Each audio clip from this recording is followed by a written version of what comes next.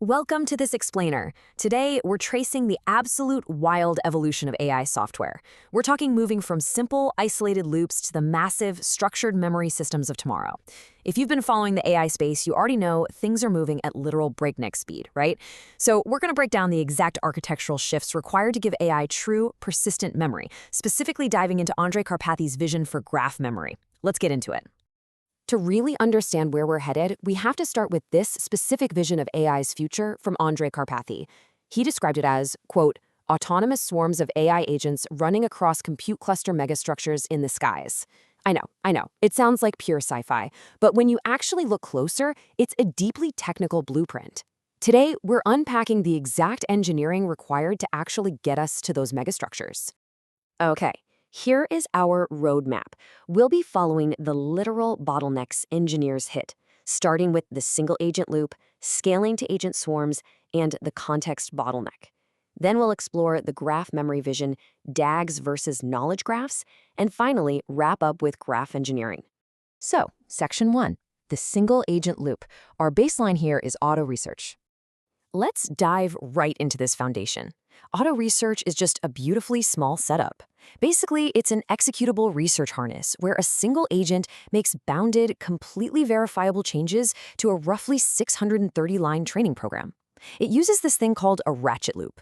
The agent inspects the current state, proposes a change, applies it, runs a super quick 5-minute evaluation, and then, this is key, strictly keeps or reverts the code based on the metric. In the source data, this exact loop ran about 700 experiments over 2 days, and it retains 20 really useful optimizations. It works so well because the output is verifiable and the action is perfectly reversible. It basically externalizes the whole iteration process. Moving on to Section 2, scaling to agent swarms. Enter AgentHub. Okay, once that single loop actually works, the very next bottleneck engineers face is parallel search. And what's super interesting about this phase is this one brilliant mantra. GitHub is for humans, AgentHub is for agents. Karpathy realized that the goal isn't just to emulate a single PhD student, right? It's to emulate an entire, asynchronously massive collaborative research community. Think SETI at home style, but thousands of agents exploring simultaneously? They need a totally different environment. Human abstractions, things like a single main branch, human-paced pull requests, merge queues, they completely break down when agents are running thousands of experiments an hour. So instead of a traditional linear branch, agents use a commit DAG. That stands for a directed acyclic graph, where commits are nodes and the parent links are directed edges. And this brilliantly illustrates how agents actually collaborate. They aren't trying to merge everything into one final product immediately. They're traversing a massive search graph of ideas. They can ask things like, hey, which retained result has the best metric? Or which experiments actually descend from this specific batch size change? The DAG externalizes the exact lineage of the experiments. It's really a game changer. Section 3, the context bottleneck, when swarms break down. Right when we start thinking these swarms are the ultimate answer, bam, a massive bottleneck emerges. We hit the context crash. Look, when you have hundreds of agents dynamically spawning, like in Anthropic's dynamic workflows where you can see up to 1,000 subagents, they simply cannot copy every prior transcript, discussion, and experiment history into their limited context windows. If you try to do that, you either suffer from extreme amnesia, where the agent literally forgets what happened 3 steps ago, or you suffer from just absolutely skyrocketing token costs. You just cannot dump the whole transcript into a prompt anymore. It doesn't work. Which brings us to Section 4, graph memory vision, remembering the world. This bottleneck sets the perfect stage for the core breakthrough, solving our context crash. And this aligns perfectly with Karpathy's vision, relying heavily on replacing transient text prompts with persistent knowledge graphs. Think about a central agent node connecting to typed entities via directional edges. It's this architecture where claims, sources, artifacts, and evaluations actually become durable graph objects. So instead of a fragile chat history, you get a highly structured cross-session memory that any subagent can query at any time. The agent retrieves only the connected state it needs for its current decision, keeping that context window incredibly clean and focused. But to actually make this work, the system needs some seriously sophisticated logic, particularly when it comes to resolving entities. The crucial thing to understand here is that basic extraction just creates surface forms, not a clean graph. For example, knowing that Edmund Aldrin and Buzz Aldrin are the exact same person, despite having absolutely zero character overlap. A simple string match totally fails here. The system has to use contextual evidence to group these things.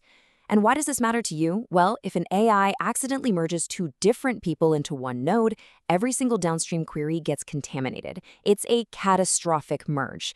By making entity resolution additive and inspectable, the graph stops the AI from hallucinating wild, incorrect connections. Ultimately, this graph solves our context bottleneck by acting in three very specific roles. First, as shared memory. This is where independent workers write and read structured updates, which allows a synthesizer to just easily combine findings. Second, it acts as a grounding layer. This is vital. An evaluator checks any AI claim against the actual edges in the graph, demanding source-back citations. That outright prevents hallucinations. And third, it serves as a persistent world model. It preserves facts across different sessions so an agent can conduct really long-running investigations without having to start from scratch every single time it boots up. Moving to Section 5, DAGs versus knowledge graphs, the perfect complement. Okay, it is absolutely essential we don't mix these two concepts up. A truly robust production platform definitely must connect the two, but they do completely different jobs. The commit DAG tracks the lineage of the work. It answers questions like what changed, which agent produced this code, which experiment lineages are still active. On the flip side, the knowledge graph tracks the actual domain facts. It answers what entities exist in the world, which source documents actually support this specific relationship, which claims conflict. Basically, think of it like this. The DAG is the history of the work, while the graph is the history of the facts.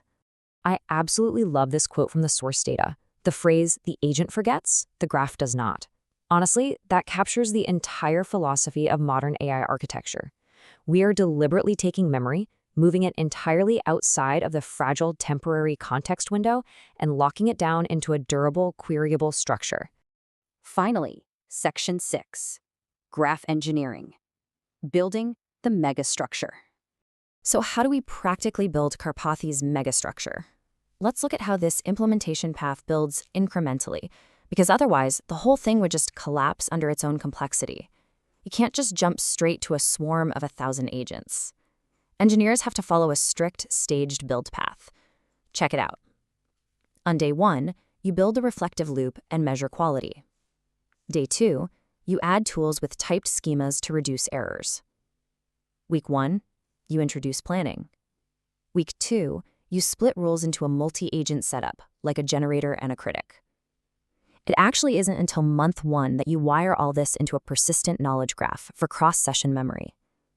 And finally, in month 2, once that memory is perfectly stable, you scale up to a massive swarm workflow to gain that wall clock speed. It's a calculated path from implicit state to explicit, durable evidence.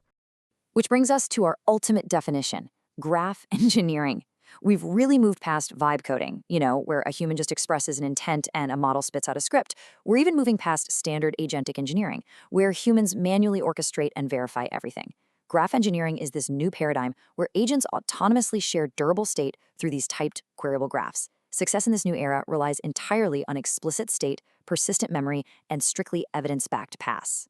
So, I'll leave you with this final, somewhat provocative thought to take away from this explainer. If the agent forgets, but the graph does not, what happens when your AI stops rebuilding the world from scratch in every single prompt window and finally starts remembering it? Once AI systems truly possess persistent, structured memory, the limits on what they can autonomously research and build, they might just disappear completely. Thanks for joining me on this deep dive.